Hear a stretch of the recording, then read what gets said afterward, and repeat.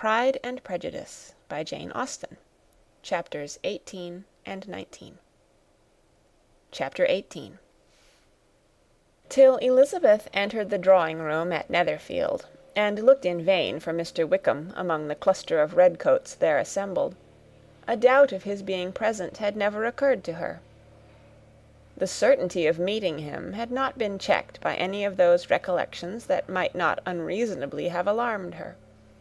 She had dressed with more than usual care, and prepared in the highest spirits for the conquest of all that remained unsubdued in his heart, trusting that it was not more than might be won in the course of the evening. But in an instant arose the dreadful suspicion of his being purposely omitted for Mr. Darcy's pleasure in the Bingleys' invitation to the officers; and though this was not exactly the case, the absolute fact of his absence was pronounced by his friend Denny, to whom Lydia eagerly applied, and who told them that Wickham had been obliged to go to town on business the day before, and was not yet returned, adding, with a significant smile, "I do not imagine his business would have called him away just now, if he had not wanted to avoid a certain gentleman here." This part of his intelligence, though unheard by Lydia, was caught by Elizabeth; and as it assured her that Darcy was not less answerable for Wickham's absence than if her first surmise had been just, every feeling of displeasure against the former was so sharpened by immediate disappointment, that she could hardly reply with tolerable civility to the polite inquiries which he directly afterwards approached to make. Attendance, forbearance, patience with Darcy was injury to Wickham. She was resolved against any sort of conversation with him, and turned away with a degree of ill humour which she could not wholly surmount even in speaking to Mr. Bingley, whose blind partiality provoked her. But Elizabeth was not formed for ill humour, and though every prospect of her own was destroyed for the evening, it could not dwell long on her spirits; and having told all her griefs to Charlotte Lucas, whom she had not seen for a week, she was soon able to make a voluntary transition to the oddities of her cousin, and to point him out to her particular notice. The first two dances, however, brought a return of distress. They were dances of mortification. Mr. Collins, awkward and solemn, apologizing instead of attending, and often moving wrong without being aware of it, gave her all the shame and misery which a disagreeable partner for a couple of dances can give. The moment of her release from him was ecstasy. She danced next with an officer, and had the refreshment of talking of Wickham, and of hearing that he was universally liked. When those dances were over, she returned to Charlotte Lucas, and was in conversation with her, when she found herself suddenly addressed by Mr. Darcy, who took her so much by surprise in his application for her hand, that, without knowing what she did, she accepted him. He walked away again immediately, and she was left to fret over her own want of presence of mind. Charlotte tried to console her. "I dare say you will find him very agreeable." "Heaven forbid! That would be the greatest misfortune of all, to find a man agreeable whom one is determined to hate. Do not wish me such an evil." When the dancing recommenced, however, and Darcy approached to claim her hand, Charlotte could not help cautioning her in a whisper not to be a simpleton, and allow her fancy for Wickham to make her appear unpleasant in the eyes of a man 10 times his consequence. Elizabeth made no answer, and took her place in the set, amazed at the dignity to which she was arrived in being allowed to stand opposite Mr. Darcy, and reading in her neighbours' looks their equal amazement in beholding it. They stood for some time without speaking a word, and she began to imagine that their silence was to last through the 2 dances, and at first was resolved not to break it, till suddenly fancying that it would be the greater punishment to her partner to oblige him to talk, she made some slight observation on the dance. He replied, and was again silent. After a pause of some minutes, she addressed him a second time with, "It is your turn to say something now, Mr. Darcy. I talked about the dance, and you ought to make some sort of remark on the size of the room or the number of couples." He smiled and assured her that whatever she wished him to say should be said. "Very well. That reply will do for the present. Perhaps by and by I may observe that private balls are much pleasanter than public ones. But now we may be silent." "Do you talk by rule, then, while you are dancing?" "Sometimes. One must speak a little, you know. It would look odd to be entirely silent for half an hour together, and yet for the advantage of some, conversation ought to be so arranged as that they may have the trouble of saying as little as possible." "Are you consulting your own feelings in the present case, or do you imagine that you are gratifying mine?" "Both," replied Elizabeth archly, "for I have always seen a great similarity in the turn of our minds. We are each of an unsocial, taciturn disposition, unwilling to speak unless we expect to say something that will amaze the whole room, and be handed down to posterity with all the éclat of a proverb." "This is no very striking resemblance of your own character, I'm sure," said he. "How near it may be to mine, I cannot pretend to say. You think it a faithful portrait, undoubtedly." "I must not decide on my own performance." He made no answer, and they were again silent till they had gone down the dance, when he asked her if she and her sisters did not very often walk to Meryton. She answered in the affirmative, and, unable to resist the temptation, added, "When you met us there the other day, we had just been forming a new acquaintance." The effect was immediate. A deeper shade of hauteur overspread his features, but he said not a word, and Elizabeth, though blaming herself for her own weakness, could not go on. At length Darcy spoke, and in a constrained manner said, "Mr. Wickham is blessed with such happy manners as may ensure his making friends. Whether he may be equally capable of retaining them is less certain." "He has been so unlucky as to lose your friendship," replied Elizabeth with emphasis, "and in a manner which he is likely to suffer from all his life." Darcy made no answer, and seemed desirous of changing the subject. At that moment Sir William Lucas appeared close to them, meaning to pass through the set to the other side of the room, but, on perceiving Mr. Darcy, he stopped with a bow of superior courtesy to compliment him on his dancing and his partner.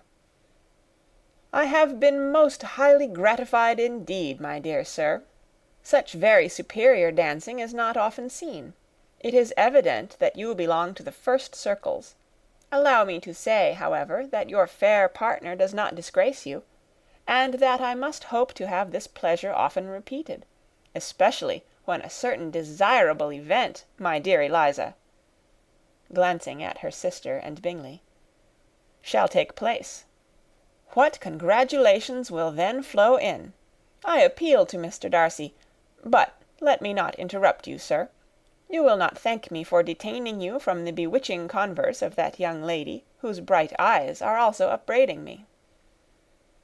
The latter part of this address was scarcely heard by Darcy, but Sir William's allusion to his friend seemed to strike him forcibly, and his eyes were directed with a very serious expression towards Bingley and Jane, who were dancing together. Recovering himself, however, shortly, he turned to his partner and said, "Sir William's interruption has made me forget what we were talking of."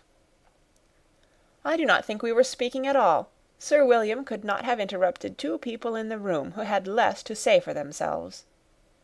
We have tried 2 or 3 subjects already without success, and what we are to talk of next I cannot imagine." "What think you of books?" said he, smiling. "Books? Oh, no. I am sure we never read the same, or not with the same feelings." "I am sorry you think so, but if that be the case, there can at least be no want of subject. We may compare our different opinions." "No, I cannot talk of books in a ballroom. My head is always full of something else." "The present always occupies you in such scenes, does it?" said he, with a look of doubt. "Yes, always," she replied, without knowing what she said, for her thoughts had wandered far from the subject, as soon afterwards appeared by her suddenly exclaiming, "I remember hearing you once say, Mr. Darcy, that you hardly ever forgave, that your resentment once created was unappeasable. You are very cautious, I suppose, as to its being created." "I am," said he, with a firm voice. "And never allow yourself to be blinded by prejudice?" "I hope not." "It is particularly incumbent on those who never change their opinion to be secure of judging properly at first." "May I ask to what these questions tend?" "Merely to the illustration of your character," said she, endeavouring to shake off her gravity. "I am trying to make it out." "And what is your success?" She shook her head. "I do not get on at all. I hear such different accounts of you as puzzle me exceedingly." "I can readily believe," answered he gravely, "that reports may vary greatly with respect to me, and I could wish, Miss Bennet, that you were not to sketch my character at the present moment, as there is reason to fear that the performance would reflect no credit on either. But if I do not take your likeness now, I may never have another opportunity." "I would by no means suspend any pleasure of yours," he coldly replied. She said no more, and they went down the other dance, and parted in silence, and on each side dissatisfied, though not to an equal degree. For in Darcy's breast there was a tolerable powerful feeling towards her, which soon procured her pardon, and directed all his anger against another. They had not long separated when Miss Bingley came towards her, and with an expression of civil disdain accosted her. "So, Miss Eliza, I hear you are quite delighted with George Wickham. Your sister has been talking to me about him, and asking me 1,000 questions. And I find that the young man quite forgot to tell you, among his other communication, that he was the son of old Wickham, the late Mr. Darcy's steward.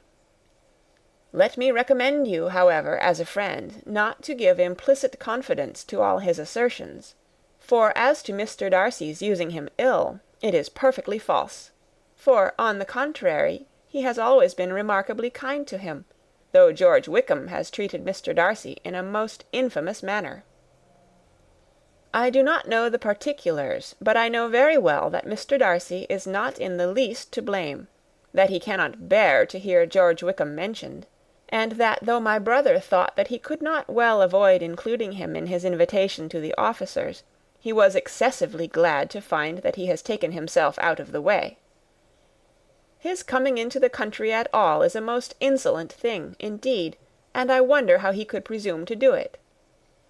I pity you, Miss Eliza, for this discovery of your favourite's guilt, but really, considering his descent, one could not expect much better." "His guilt and his descent appear by your account to be the same," said Elizabeth angrily, "for I have heard you accuse him of nothing worse than of being the son of Mr. Darcy's steward, and of that, I can assure you, he informed me himself." "I beg your pardon," replied Miss Bingley, turning away with a sneer. "Excuse my interference. It was kindly meant." "Insolent girl," said Elizabeth to herself. "You are much mistaken if you expect to influence me by such a paltry attack as this. I see nothing in it but your own wilful ignorance and the malice of Mr. Darcy." She then sought her eldest sister, who had undertaken to make inquiries on the same subject of Bingley. Jane met her with a smile of such sweet complacency, a glow of such happy expression, as sufficiently marked how well she was satisfied with the occurrences of the evening. Elizabeth instantly read her feelings, and at that moment solicitude for Wickham, resentment against his enemies, and everything else, gave way before the hope of Jane's being in the fairest way for happiness. "I want to know," said she, with a countenance no less smiling than her sister's, "what you have learnt about Mr. Wickham." but perhaps you have been too pleasantly engaged to think of any third person, in which case you may be sure of my pardon." "No," replied Jane, "I have not forgotten him, but I have nothing satisfactory to tell you. Mr. Bingley does not know the whole of his history, and is quite ignorant of the circumstances which have principally offended Mr. Darcy, but he will vouch for the good conduct, the probity, and honour of his friend, and is perfectly convinced that Mr. Wickham has deserved much less attention from Mr. Darcy than he has received. And I am sorry to say, by his account as well as his sister's, Mr. Wickham is by no means a respectable young man. I am afraid he has been very imprudent, and has deserved to lose Mr. Darcy's regard." "Mr. Bingley does not know Mr. Wickham himself?" "No, he never saw him till the other morning at Meryton." "This account, then, is what he has received from Mr. Darcy. I am satisfied. But what does he say of the living?" "He does not exactly recollect the circumstances, though he has heard them from Mr. Darcy more than once, but he believes that it was left to him conditionally only." "I have not a doubt of Mr. Bingley's sincerity," said Elizabeth warmly, "but you must excuse my not being convinced by assurances only. Mr. Bingley's defence of his friend was a very able one, I dare say, but since he is unacquainted with several parts of the story, and has learnt the rest from that friend himself, I shall venture to still think of both gentlemen as I did before." She then changed the discourse to one more gratifying to each, and on which there could be no difference of sentiment. Elizabeth listened with delight to the happy, though modest hopes which Jane entertained of Bingley's regard, and said all in her power to heighten her confidence in it. On their being joined by Mr. Bingley himself, Elizabeth withdrew to Miss Lucas, to whose inquiry after the pleasantness of her last partner she had scarcely replied, before Mr. Collins came up to them, and told her with great exultation that he had just been so fortunate as to make a most important discovery. "I have found out," said he, "by a singular accident, that there is now in the room a near relation of my patroness. I happened to overhear the gentleman himself mentioning to the young lady who does the honours of the house the names of his cousin, Miss de Bourgh, and of her mother, Lady Catherine. How wonderfully these sort of things occur! Who would have thought of my meeting with, perhaps, a nephew of Lady Catherine de Bourgh in this assembly? I am most thankful that the discovery is made in time for me to pay my respects to him, which I am now going to do, and trust he will excuse my not having done it before. My total ignorance of the connection must plead my apology." "You are not going to introduce yourself to Mr. Darcy?" "Indeed I am. I shall entreat his pardon for not having done it earlier. I believe him to be Lady Catherine's nephew. It will be in my power to assure him that her ladyship was quite well yesterday se'nnight." Elizabeth tried hard to dissuade him from such a scheme, assuring him that Mr. Darcy would consider his addressing him without introduction as an impertinent freedom, rather than a compliment to his aunt, that it was not in the least necessary there should be any notice on either side, and that if it were, it must belong to Mr. Darcy, the superior in consequence, to begin the acquaintance. Mr. Collins listened to her with the determined air of following his own inclination, and, when she ceased speaking, replied thus: "My dear Miss Elizabeth, I have the highest opinion in the world in your excellent judgment in all matters within the scope of your understanding, but permit me to say that there must be a wide difference between the established forms of ceremony amongst the laity and those which regulate the clergy. For, give me leave to observe that I consider the clerical office as equal in point of dignity with the highest rank in the kingdom, provided that a proper humility of behaviour is at the same time maintained. You must therefore allow me to follow the dictates of my conscience on this occasion, which leads me to perform what I look on as a point of duty. Pardon me for neglecting to profit by your advice, which on every other subject shall be my constant guide, though in the case before us I consider myself more fitted by education and habitual study to decide on what is right, than a young lady like yourself." And with a low bow he left her to attack Mr. Darcy, whose reception of his advances she eagerly watched, and whose astonishment at being so addressed was very evident. Her cousin prefaced his speech with a solemn bow, and though she could not hear a word of it, she felt as if hearing it all, and saw in the motion of his lips the words "apology," "Hunsford," and "Lady Catherine de Bourgh." It vexed her to see him expose himself to such a man.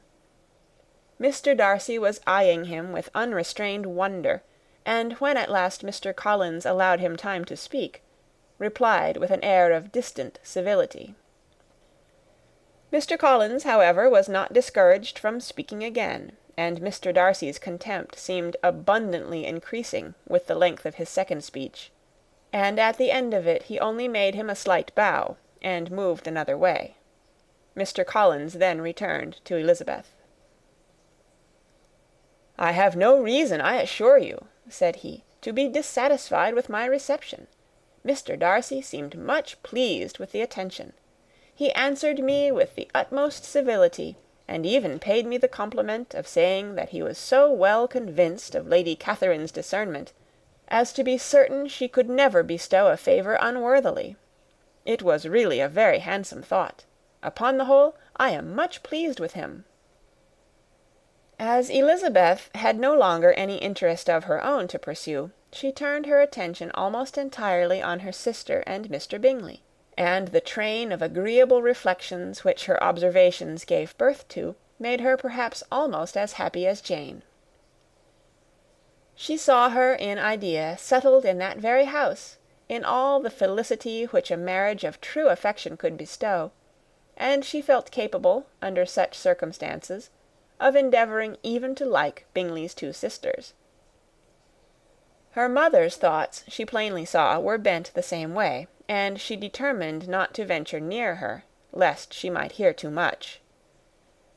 When they sat down to supper, therefore, she considered it a most unlucky perverseness which placed them within one of each other, and deeply was she vexed to find that her mother was talking to that one person, Lady Lucas, freely, openly, and of nothing else but her expectation that Jane would soon be married to Mr. Bingley. It was an animating subject, and Mrs. Bennet seemed incapable of fatigue while enumerating the advantages of the match. His being such a charming young man, and so rich, and living but 3 miles from them, were the first points of self-gratulation, and then it was such a comfort to think how fond the two sisters were of Jane, and to be certain that they must desire the connection as much as she could do. It was, moreover, such a promising thing for her younger daughters, as Jane's marrying so greatly must throw them in the way of other rich men. And lastly, it was so pleasant at her time of life to be able to consign her single daughters to the care of their sister, that she might not be obliged to go into company more than she liked. It was necessary to make this circumstance a matter of pleasure, because on such occasions it is the etiquette, but no one was less likely than Mrs. Bennet to find comfort in staying home at any period of her life. She concluded with many good wishes that Lady Lucas might soon be equally fortunate, though evidently and triumphantly believing there was no chance of it. In vain did Elizabeth endeavour to check the rapidity of her mother's words, or persuade her to describe her felicity in a less audible whisper, for to her inexpressible vexation she could perceive that the chief of it was overheard by Mr. Darcy, who sat opposite to them. Her mother only scolded her for being nonsensical. "What is Mr. Darcy to me, pray, that I should be afraid of him? I am sure we owe him no such particular civility as to be obliged to say nothing he may not like to hear." "For heaven's sake, madam, speak lower. What advantage can it be for you to offend Mr. Darcy? You will never recommend yourself to his friend by so doing." Nothing that she could say, however, had any influence. her mother would talk of her views in the same intelligible tone. Elizabeth blushed and blushed again with shame and vexation. She could not help frequently glancing her eye at Mr. Darcy, though every glance convinced her of what she dreaded, for though he was not always looking at her mother, she was convinced that his attention was invariably fixed by her. The expression of his face changed gradually from indignant contempt to a composed and steady gravity. At length, however, Mrs. Bennet had no more to say, and Lady Lucas, who had been long yawning at the repetition of delights which she saw no likelihood of sharing, was left to the comforts of cold ham and chicken. Elizabeth now began to revive, but not long was the interval of tranquillity, for, when supper was over, singing was talked of, and she had the mortification of seeing Mary, after very little entreaty, preparing to oblige the company. By many significant looks and silent entreaties did she endeavour to prevent such a proof of complaisance, but in vain. Mary would not understand them. Such an opportunity of exhibiting was delightful to her, and she began her song. Elizabeth's eyes were fixed on her with most painful sensations, and she watched her progress through the several stanzas with an impatience which was very ill rewarded at their close. For Mary, on receiving amongst the thanks of the table the hint of a hope that she might be prevailed on to favour them again, after the pause of half a minute began another. Mary's powers were by no means fitted for such a display. Her voice was weak, and her manner affected. Elizabeth was in agonies. She looked at Jane to see how she bore it, but Jane was very composedly talking to Bingley. She looked at his two sisters, and saw them making signs of derision at each other, and at Darcy, who continued, however, imperturbably grave. She looked at her father to entreat his interference, lest Mary should be singing all night. He took the hint, and when Mary had finished her second song, said aloud, "That will do extremely well, child. You have delighted us long enough. Let the other young ladies have time to exhibit." Mary, though pretending not to hear, was somewhat disconcerted, and Elizabeth, sorry for her and sorry for her father's speech, was afraid her anxiety had done no good. Others of the party were now applied to. "If I," said Mr. Collins, "were so fortunate as to be able to sing, I should have great pleasure, I am sure, in obliging the company with an air, for I consider music as a very innocent diversion, and perfectly compatible with the profession of a clergyman. I do not mean, however, to assert that we can be justified in devoting too much of our time to music, for there are certainly other things to be attended to. The rector of a parish has much to do. In the first place, he must make such an agreement for tithes as may be beneficial to himself and not offensive to his patron. He must write his own sermons, and the time that remains will not be too much for his parish duties, and the care and improvement of his dwelling, which he cannot be excused from making as comfortable as possible. And I do not think it of light importance that he should have attentive and conciliatory manner towards everybody, especially towards those to whom he owes his preferment. I cannot acquit him of that duty, nor could I think well of the man who should omit an occasion of testifying his respect towards anybody connected with the family." And with a bow to Mr. Darcy, he concluded his speech, which had been spoken so loud as to be heard by half the room. Many stared, many smiled, but no one looked more amused than Mr. Bennet himself, while his wife seriously commended Mr. Collins for having spoken so sensibly, and observed in a half-whisper to Lady Lucas that he was a remarkably clever, good kind of young man. To Elizabeth it appeared that, had her family made an agreement to expose themselves as much as they could during the evening, it would have been impossible for them to play their parts with more spirit or finer success; and happy did she think it for Bingley and her sister that some of the exhibition had escaped his notice. and that his feelings were not of a sort to be much distressed by the folly which he must have witnessed. That his two sisters and Mr. Darcy, however, should have such an opportunity of ridiculing her relations was bad enough, and she could not determine whether the silent contempt of the gentlemen or the insolent smiles of the ladies were more intolerable. The rest of the evening brought her little amusement.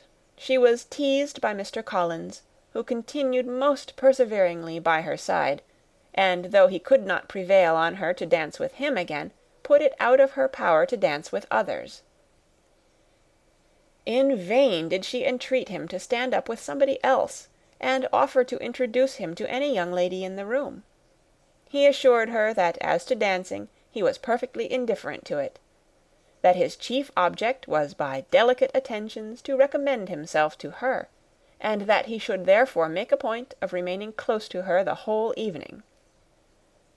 There was no arguing upon such a project. She owed her greatest relief to her friend Miss Lucas, who often joined them, and good-naturedly engaged Mr. Collins's conversation to herself. She was at least free from the offence of Mr. Darcy's further notice, though often standing within a very short distance of her, quite disengaged, he never came near enough to speak. She felt it to be the probable consequence of her allusions to Mr. Wickham, and rejoiced in it. The Longbourn party were the last of all the company to depart, and, by a manoeuvre of Mrs. Bennet, had to wait for their carriage a quarter of an hour after everybody else was gone, which gave them time to see how heartily they were wished away by some of the family. Mrs. Hurst and her sister scarcely opened their mouths, except to complain of fatigue, and were evidently impatient to have the house to themselves. They repulsed every attempt of Mrs. Bennet at conversation, and by so doing threw a languor over the whole party, which was very little relieved by the long speeches of Mr. Collins, who was complimenting Mr. Bingley and his sisters on the elegance of their entertainment, and the hospitality and politeness which had marked their behaviour to their guests. Darcy said nothing at all. Mr. Bennet, in equal silence, was enjoying the scene. Mr. Bingley and Jane were standing together, a little detached from the rest, and talked only to each other. Elizabeth preserved as steady a silence as either Mrs. Hurst or Miss Bingley, and even Lydia was too much fatigued to utter more than the occasional exclamation of "Lord, how tired I am!" accompanied by a violent yawn. When at length they arose to take leave, Mrs. Bennet was most pressingly civil in her hope of seeing the whole family soon at Longbourn, and addressed herself especially to Mr. Bingley, to assure him how happy he would make them by eating a family dinner with them at any time, without the ceremony of a formal invitation. Bingley was all grateful pleasure, and he readily engaged for taking the earliest opportunity of waiting on her, after his return from London, whither he was obliged to go the next day for a short time. Mrs. Bennet was perfectly satisfied, and quitted the house under the delightful persuasion that, allowing for the necessary preparations of settlements, new carriages, and wedding clothes, she should undoubtedly see her daughter settled at Netherfield in the course of 3 or 4 months. Of having another daughter married to Mr. Collins she thought with equal certainty, and with considerable, though not equal, pleasure. Elizabeth was the least dear to her of all her children, and though the man and the match were quite good enough for her, the worth of each was eclipsed by Mr. Bingley and Netherfield. End of chapter 18. Chapter 19. The next day opened a new scene at Longbourn. Mr. Collins made his declaration in form. Having resolved to do it without loss of time, as his leave of absence extended only to the following Saturday, and having no feelings of diffidence to make it distressing to himself even at the moment, he set about it in a very orderly manner, with all the observances which he supposed a regular part of the business.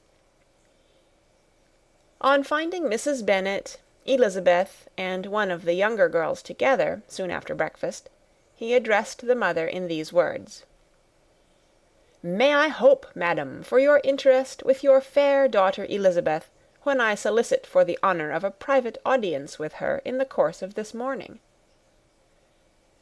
Before Elizabeth had time for anything but a blush of surprise, Mrs. Bennet answered instantly, "Oh dear, yes, certainly. I am sure Lizzy will be very happy. I am sure she can have no objection. Come, Kitty, I want you upstairs." And, gathering her work together, she was hastening away, when Elizabeth called out, "Dear madam, do not go. I beg you will not go. Mr. Collins must excuse me. He can have nothing to say to me that anybody need not hear.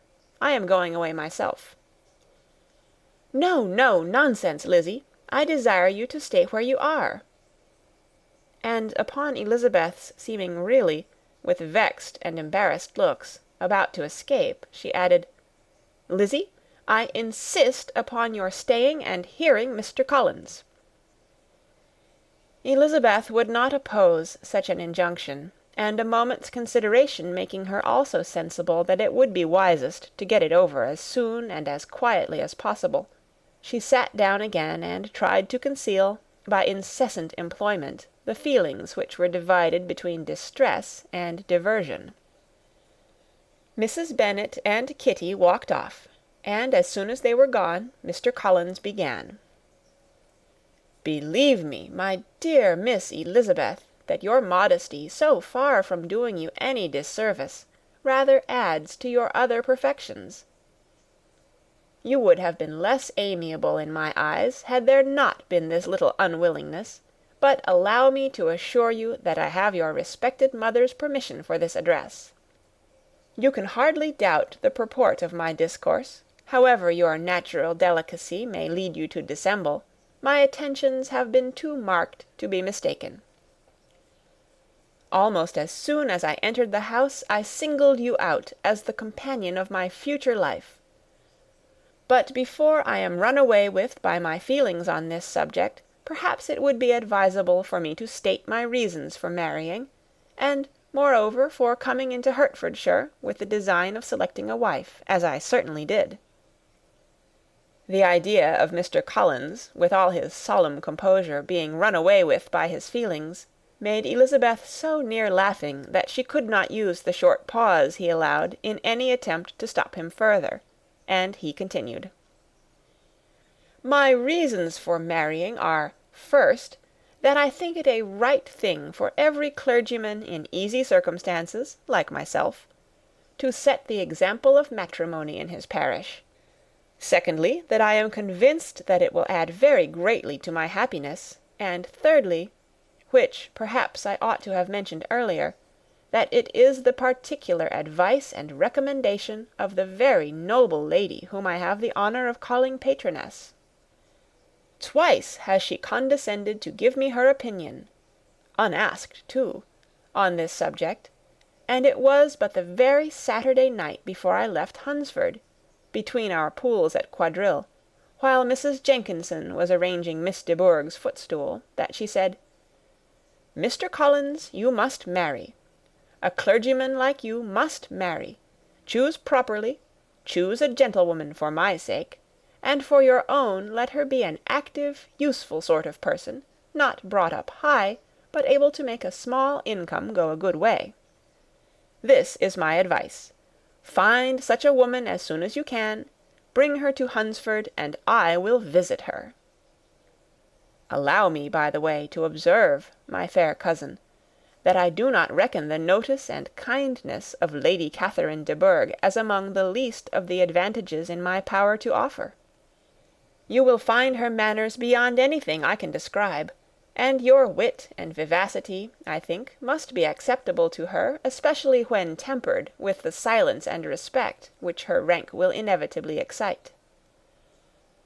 Thus much for my general intention in favour of matrimony. It remains to be told why my views were directed towards Longbourn, instead of my own neighbourhood, where I can assure you there are many amiable young women.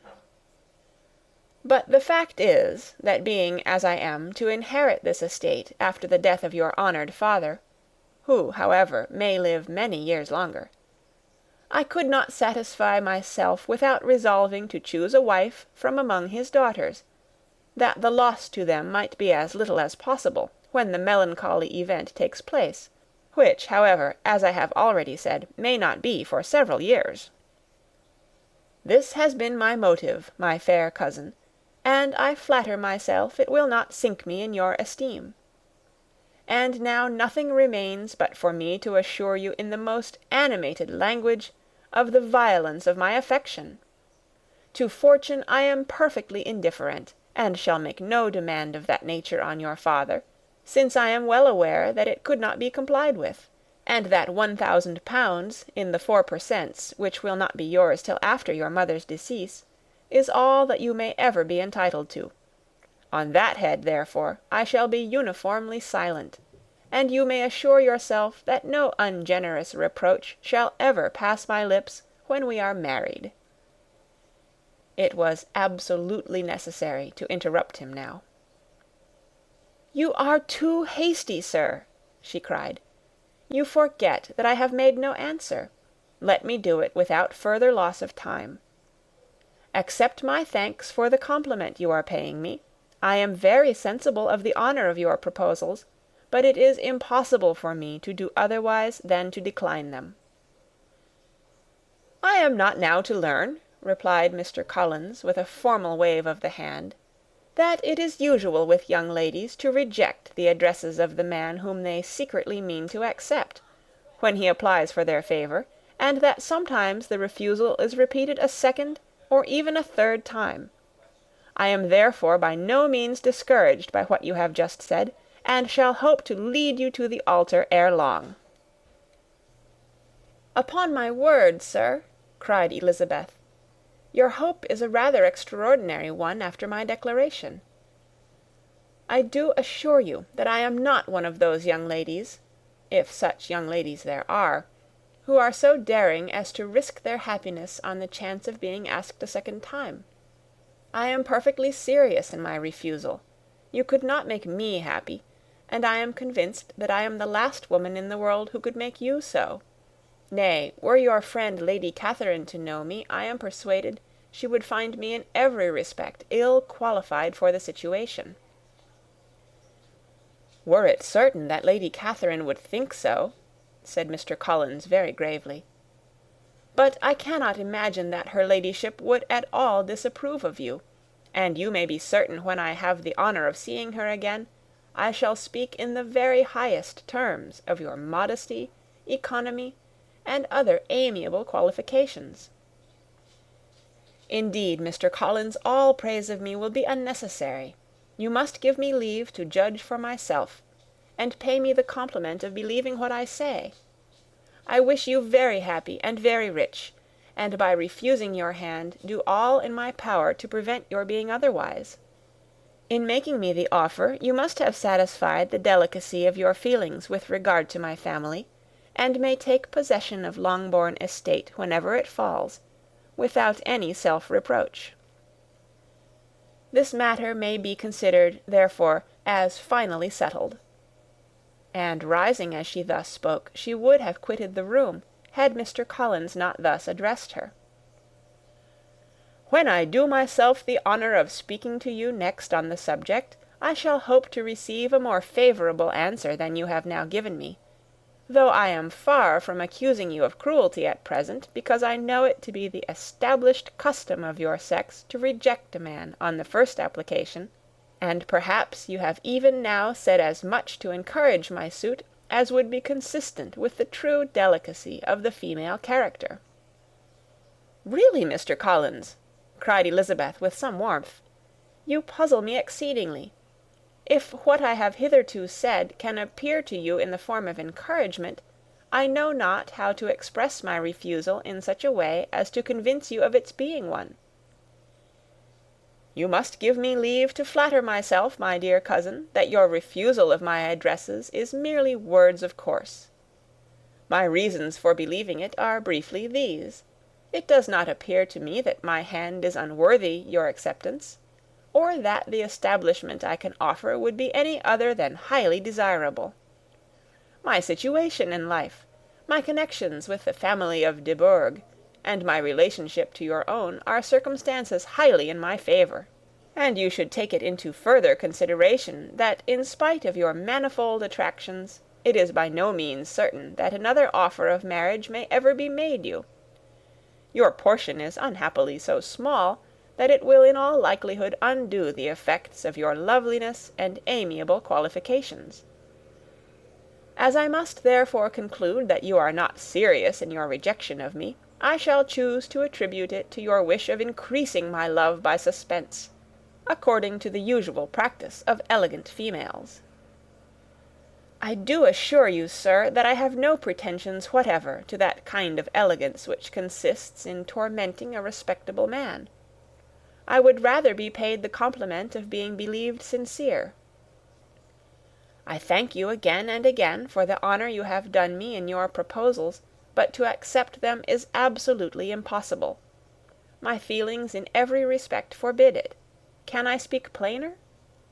Do not consider me now as an elegant female, intending to plague you, but as a rational creature speaking the truth from her heart. You are uniformly charming, cried he, with an air of awkward gallantry, and I am persuaded that when sanctioned by the express authority of both your excellent parents, my proposals will not fail of being acceptable. To such perseverance in wilful self-deception Elizabeth would make no reply, and immediately and in silence withdrew, determined, if he persisted in considering her repeated refusals as flattering encouragement, to apply to her father, whose negative might be uttered in such a manner as to be decisive, and whose behaviour at least could not be mistaken for the affectation and coquetry of an elegant female. End of chapter 19.